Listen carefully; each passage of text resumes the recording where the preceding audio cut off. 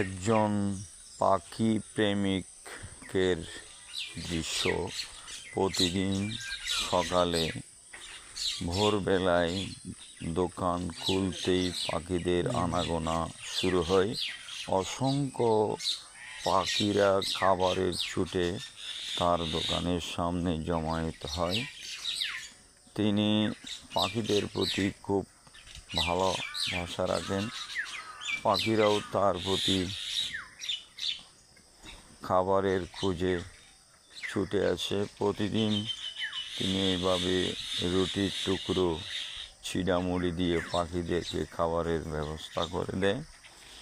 আমরা দেখতেছি প্রতিদিন অসংখ্য পাখিরা এসে তার দোকানের সামনে জড়ো হয়। তিনি তাদেরকে সকালে খাবারগুলো দেন। পাখিরা স্বাচ্ছন্দ্যে খাবার খেয়ে আবার চলে যায়।